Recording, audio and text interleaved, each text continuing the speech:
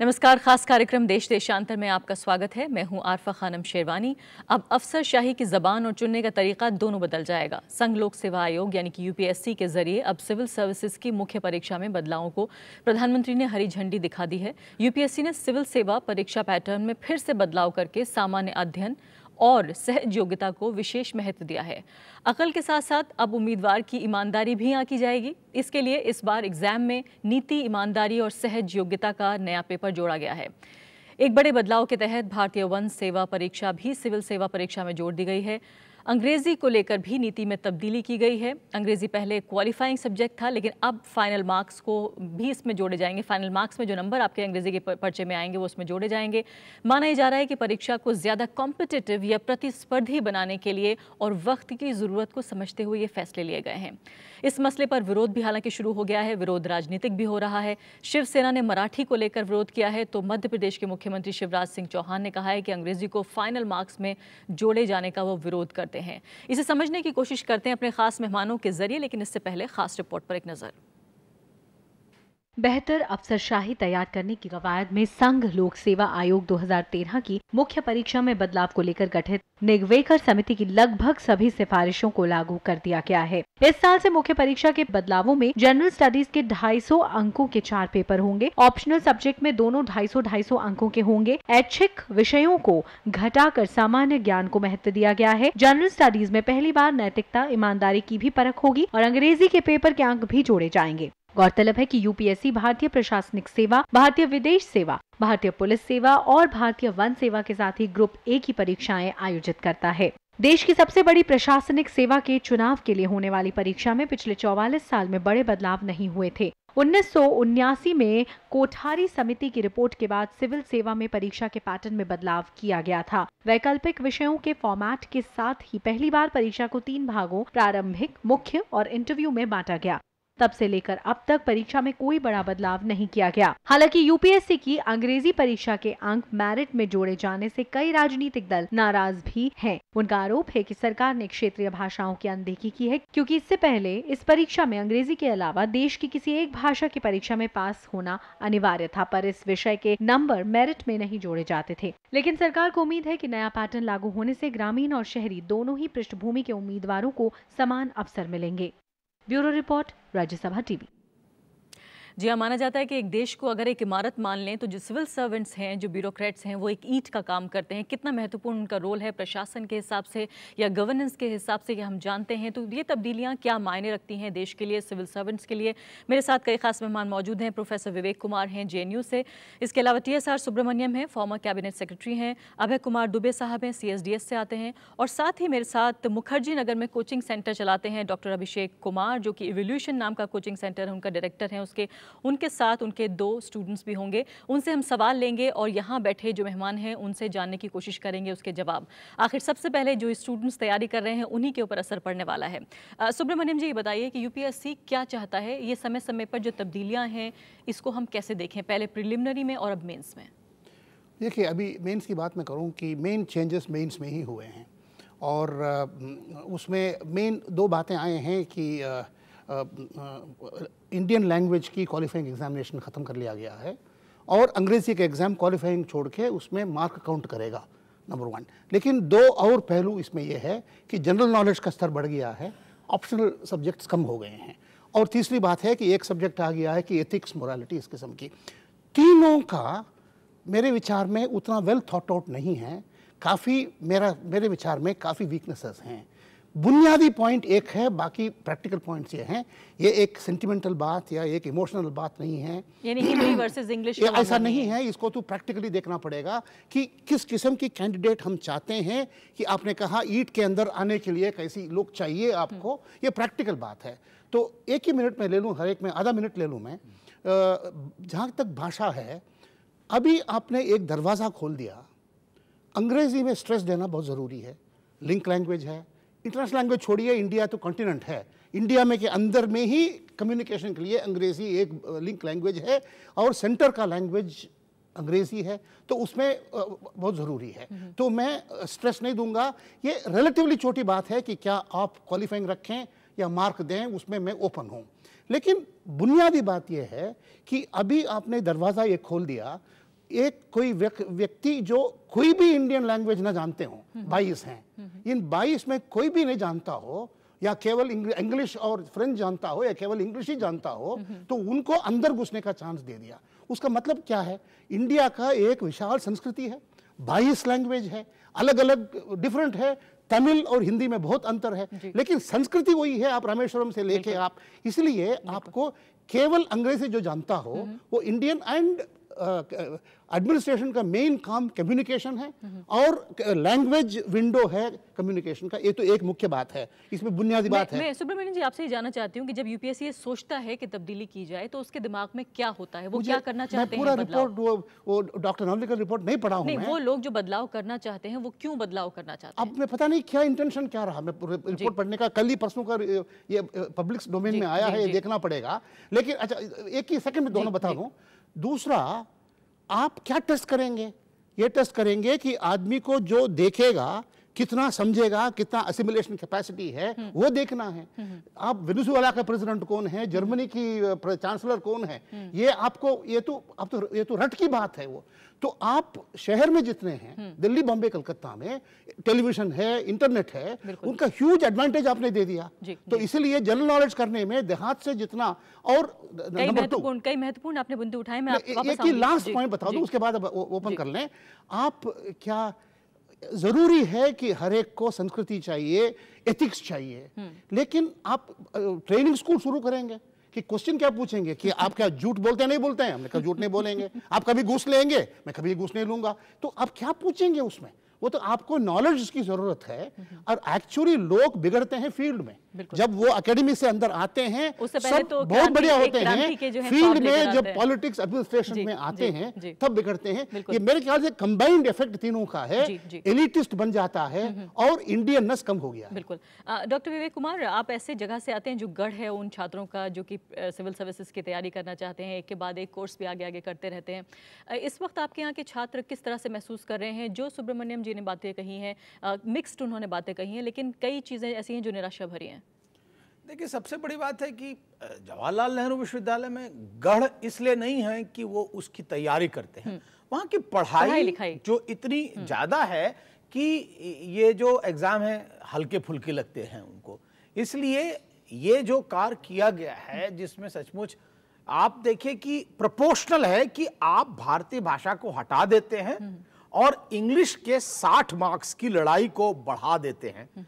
यानी कि एक एक मार्क्स पर जो अंतर होता है जब मेरिट लिस्ट बनती है, तो उसमें वो छात्र जो वास्तविकता में अंग्रेजी में पीछे रह जाते हैं उनके लिए क्या होगा, ये बात तो दूसरी है। लेकिन जो सबसे बड़ी बात है कि आप ज्ञान के भंडार का संकुचन करते चले जा रहे हैं और केवल जैसा कि बताया गया कि आप अगर आईक्यू में हैं, एक ट्रेंड को पकड़ लेते हैं तो आप आगे निकल सकते हैं। लेकिन आपकी एनालिटिकल स्किल्स कितनी है, कितना आप वास्तविकता भारत के बारे में गहराई से जानते हैं, इसके बारे में कहीं पर पड़ताल नहीं हो रही है। और पैटर्न कुछ इस तरह का रखा जा रहा है कि अगर पूरी नॉलेज भी उस सब्जेक्ट की नहीं है तभी भी जो है जनरल नॉलेज की आप आंसर दे सकें। यही जिस तरह से सुब्रमण्यम जी ने कहा कि इंटरनेट बेस्ड जो नॉलेज है कहीं ना कहीं उसको बढ़ावा देने की कोशिश है। ये देखिए, ये एक मुहिम है लगातार कि आप सोचने वाला व्यक्ति न बने, आप केवल और केवल जो उद्धार होती है कि उसको पुनः आप वॉमिट कर दें, उसकी बात कर रहे हैं। और कहा यह भी जाता है कि इंटरनेट कहीं ना कहीं जो ओरिजिनल थिंकिंग है उसको कहीं ना कहीं रोकता है। नहीं, अगर सोचेंगे तो आप ब्यूरोक्रेसी में क्वेश्चन करेंगे और ब्यूरोक्रेसी में क्वेश्चन नहीं कीजिए, आप यस मैन होने चाहिए। तो मुझे लगता है कि ये जो आज्ञा पालन करने का एक मर्तबा था उसको और किस तरह प्रगाढ़ किया जाए, बढ़ाया जाए, ये मुझे लगता है एक बहुत बड़ा खतरा है। अभय कुमार दुबे जी, ये बताइए कि आपको नहीं लगता कि एक कनेक्टिंग लैंग्वेज की बात जो आ रही थी कि अलग अलग जगह से हमारे यहाँ स्टूडेंट्स आते हैं, सबको हिंदी नहीं आती है, कहीं ना कहीं एक ऐसी भाषा जो मजबूती से वो जानते हों, जो आदमी सिविल सर्विसेज में आता है वो देश से बाहर भी उसको डील करना होता है, कहीं ना कहीं समय नहीं आ गया कि अंग्रेजी को हम वो महत्व दें जो उसका है? देखिए, ये अंग्रेजी वर्सेस हिंदी का सवाल तो है ही नहीं। जो परिवर्तन किए गए हैं वो केवल ऐसा नहीं है कि उन्होंने केवल हिंदी जानने वाले छात्रों के ऊपर ही चोट की हो, वो तो पूरी भारतीय भाषाओं के खिलाफ पूरा परिवर्तन है।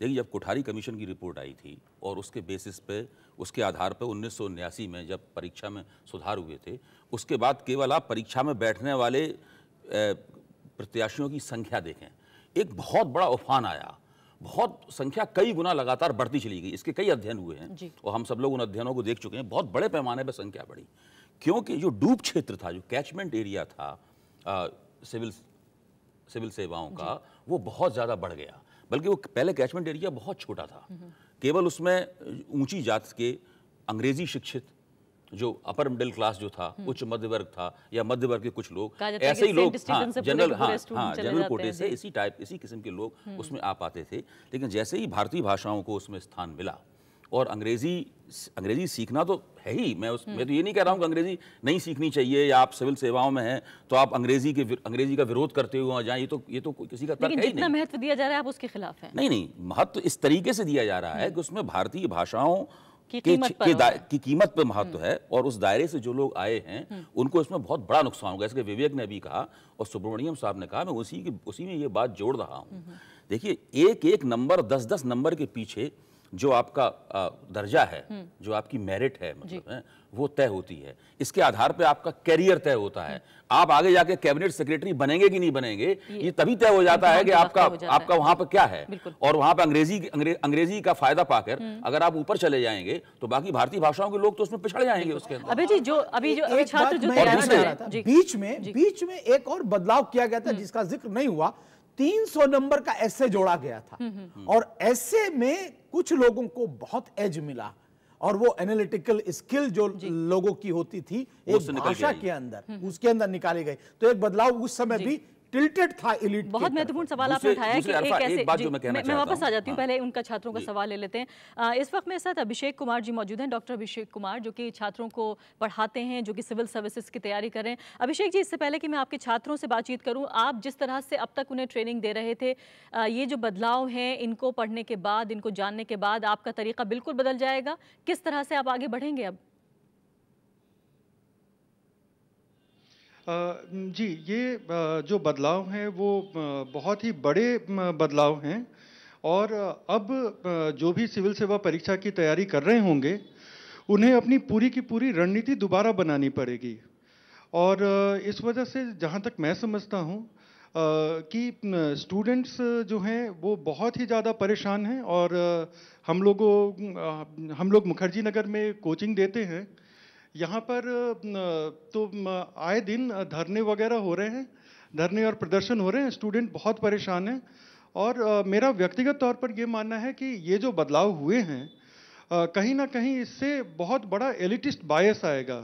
जो बच्चे हिंदी माध्यम से इस परीक्षा की तैयारी कर रहे थे अभी तक, उनके बीच चिंता का बहुत बड़ा विषय ये है कि उन्हें पढ़ने के लिए अच्छी पाठ्य सामग्री कहाँ से मिलेगी।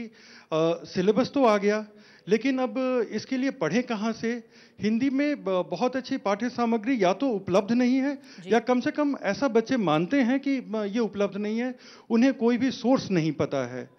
और एक छात्रों के बीच एक आम भावना ये भी है कि अगर इतने बड़े बदलाव किए जाने थे तो कम से कम 4 महीने 5 महीने या 6 महीने पहले बताया जा सकता था। अभिषेक जी, मैं चाहती हूँ कि आपके जो स्टूडेंट्स हैं कम से कम वो एक सवाल दोनों पूछें। जी जरूर। मैं पहले सुकृति को देना चाहूँगा। जी सुकृति, आप एक्सपर्ट से सवाल पूछ सकते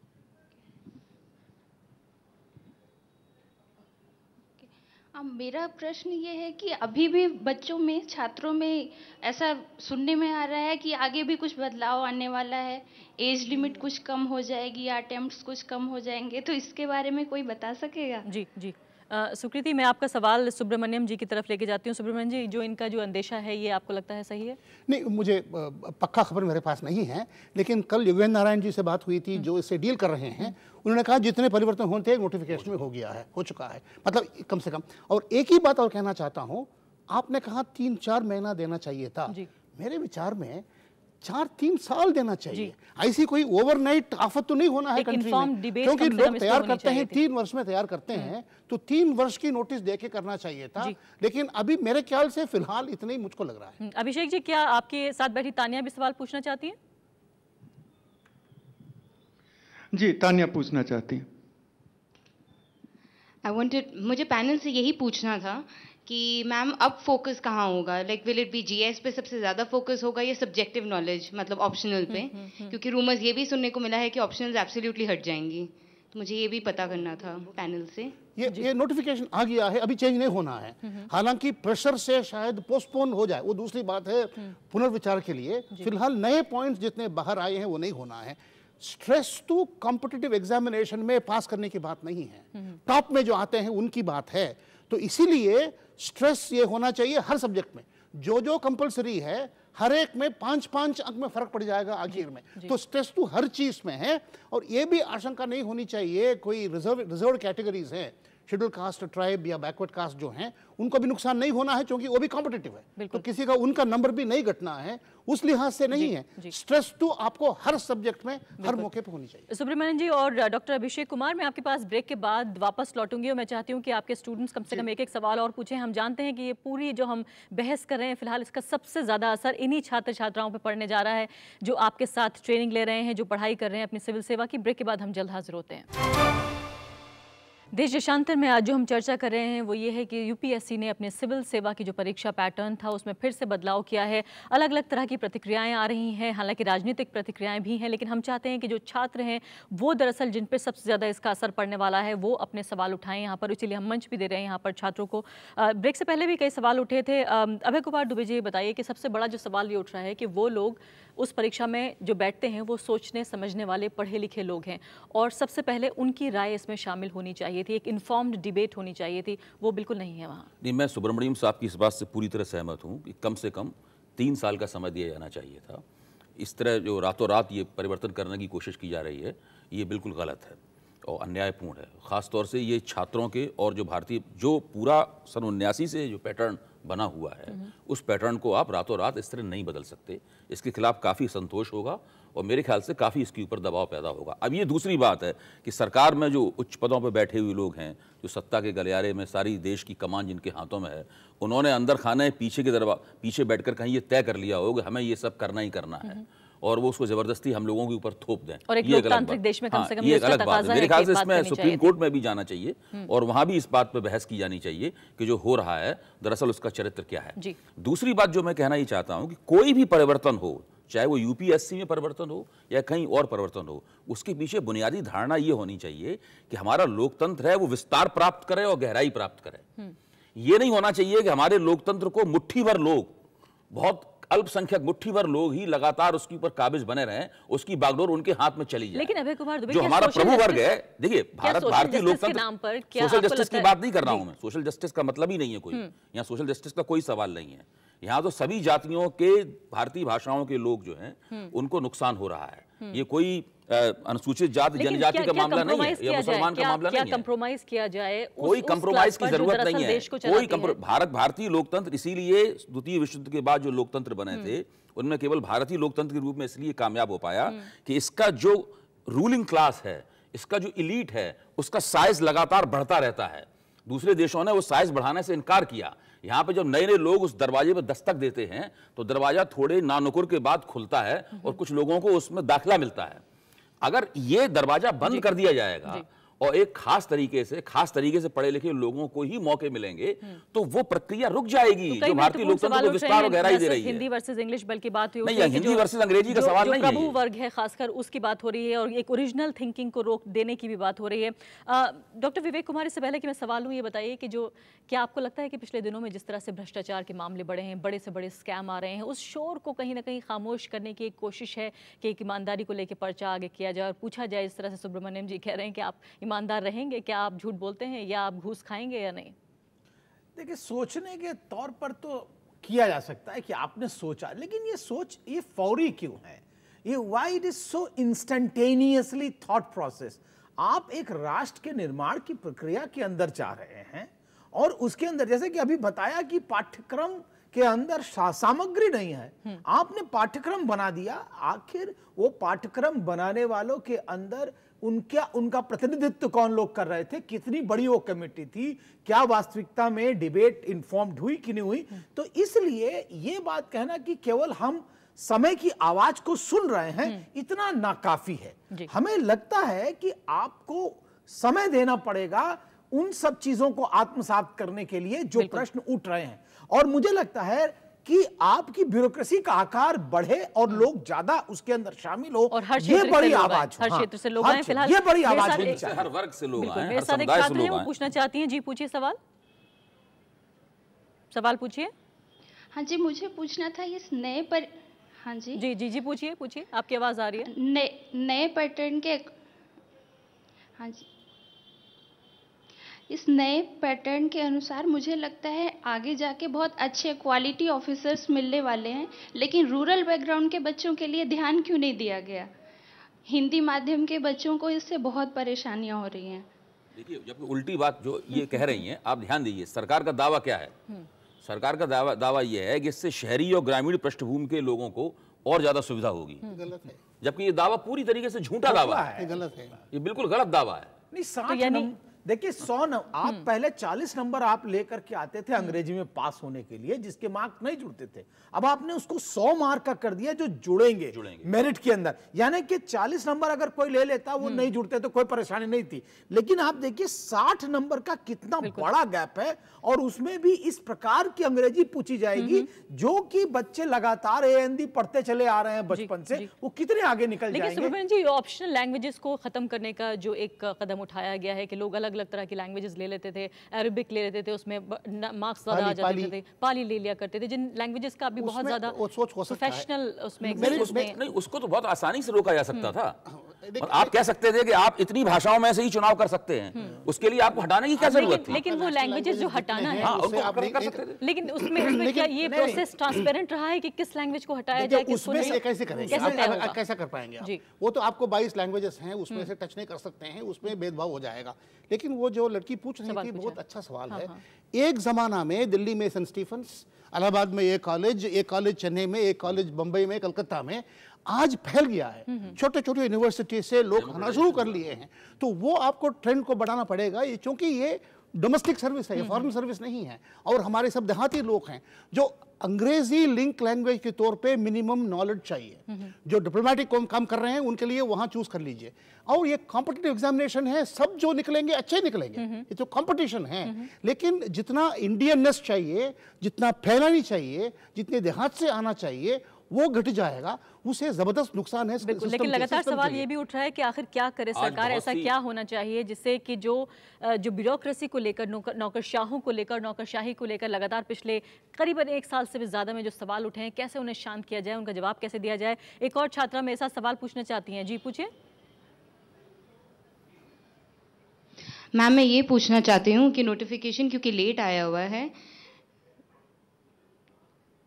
तो प्रीलिम्स को क्लियर करने के लिए स्टूडेंट्स को कौन कौन से एरियाज पे ध्यान देना चाहिए अभी? जी, सबसे बड़ी फिक्र ये है कि क्या किया जाए। मैं नहीं, उनको ट्रेनिंग स्कूल के जो चीफ है उन्हीं से पूछना पड़ेगा। ट्रेनिंग स्कूल के चीफ है, उन्हीं से पूछना पड़ेगा। हम उनको गलत इन्फॉर्मेशन नहीं देना चाहते हैं, हमें पता नहीं वो जो मतलब रणनीति कैसे बनाई जाए जी हैं वो बताएंगे। जी जी जी अभिषेक जी बता पाएंगे? वो कह रहे हैं कि गलत इन्फॉर्मेशन नहीं देना चाहते हैं। अभी जो है आपके जो डायरेक्टर हैं वही इस सवाल का बेहतर जवाब दे पाएंगे, लेकिन हम ये जरूर देख रहे थे कि जो चिंता है वो काफी हद तक बनी हुई है। डॉक्टर विवेक कुमार, बताइए कि कैसे आखिर सरकार जवाब दे उस बात का कि सारी जो खराबियां हैं वो नौकरशाहों में, नौकरशाही में अटकी पड़ी है, भ्रष्टाचार को लेकर जिस तरह की आवाजें, जितना बैड प्रेस मिला है सरकार को, कैसे इसका मुकाबला करें?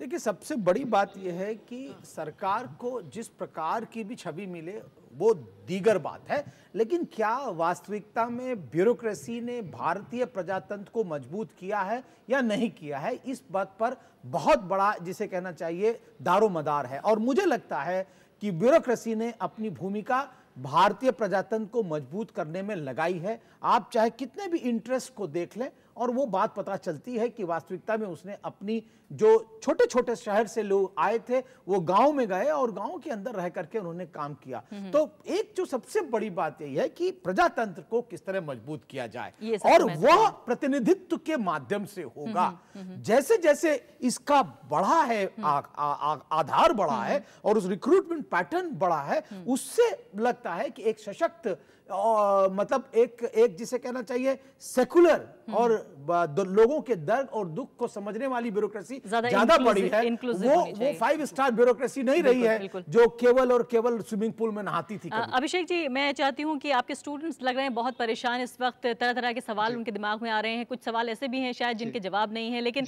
अपनी रणनीति को आप कैसे बदलेंगे, क्योंकि आपके जो छात्र साथ बैठे हैं उसके अलावा बहुत सारे ऐसे छात्र हैं जो देख रहे हैं ये कार्यक्रम। जी देखिए, ये जो बदलाव हैं वो सिर्फ छात्रों के लिए नहीं बल्कि शिक्षकों के लिए जो इन छात्रों की मदद करते हैं उनके लिए भी बहुत बड़े बदलाव हैं, उनके लिए भी कठिन हैं। हमें कहीं ना कहीं एक नए शिक्षण दल का निर्माण करना होगा, क्योंकि बहुत सारे ऐसी चीज़ें आ गई हैं सिलेबस में जिनके लिए हम भी मानसिक तौर पर पहले से तो प्रिपेयर्ड नहीं थे, लेकिन अभी जो आगे के 2-3 महीने हैं जिसके पहले कि छात्र अपनी मुख्य परीक्षा की तैयारी शुरू करेंगे, तो वो समय हमारे पास है जबकि हम अपने आप को इस बदलाव के हिसाब से हम भी अपने आप को बदल सकें। जी जी जी, बहुत बहुत शुक्रिया अभिषेक कुमार जी। लेकिन आखिरी बात मैं आपसे पूछना चाहती हूँ सुब्रमण्यम जी, कुछ ऐसी बात भी नजर आई है आपको, कम से कम 3 ऐसे पॉइंट्स जो पॉजिटिव रहे हो जिसको कि बुनियाद ही माना गया कि इसको ज्यादा कॉम्पिटिटिव बनाने की तरफ कदम बढ़ाया गया है? कॉम्पिटिटिव एग्जामिनेशन तो है ही है, नहीं ज्यादा कॉम्पिटिटिव बना दिया कॉम्पिटिटिव तो ताकि बेहतर हमें, लेकिन किस किस्म की आपको टारगेट, किस किस्म के लोग आपको चाहिए। जैसे आपने कहा है अभी फिलहाल अभी जो बताया था कि मुझको लग रहा है डिसीजन मेकर्स उतनी हमदर्दी नहीं रही, उतनी उनके दिमाग में इंडियननेस की, इंडियन की लोग देहात की, क्योंकि इंडिया दिल्ली बम्बई नहीं है। जो तब्दीलियां हैं इनमें आप अच्छा ही क्या देख रहे हैं? इसमें अच्छा ही देखिए, सिस्टम अच्छा था पहले, और कोई भी अच्छा सिस्टम को देखिए, इंडिया में कोई एक संस्था अब भी ठीक काम कर रहा है बिना बिगड़े हुए, वो यूपीएससी है। दूसरा संस्था आपका ढूंढना बड़ा मुश्किल होगा, कुछ हद तक जुडिशियरी तो आसान से ठीक चल रहा था, लेकिन बहुत सोच समझ के चेंज करना चाहिए था, वो सोच नहीं हुआ है। बिल्कुल, बहुत बहुत शुक्रिया सुब्रमण्यम जी, अभय कुमार दुबे, प्रोफेसर विवेक कुमार और साथ ही डॉक्टर अभिषेक कुमार, उनके साथ 2 छात्राएं तान्या और सुकृति। तो साफ तौर पर जो तब्दीलियां हैं उनसे छात्र तो परेशान नजर आ रहे हैं। हालांकि यूपीएससी का ये कहना है कि जो कॉम्पिटिटिव नेचर है वो बढ़ाने के लिए, बेहतर आईएएस ऑफिसर्स को तैयार करने के लिए उन्होंने ऐसा किया है, लेकिन शायद इस बात को ज़्यादा तरजीह दी जाती और ज़्यादा अच्छा होता कि अगर इसको लेकर पहले एक डिबेट और बहस कराई जाती। अभी के लिए इतना ही, नमस्कार।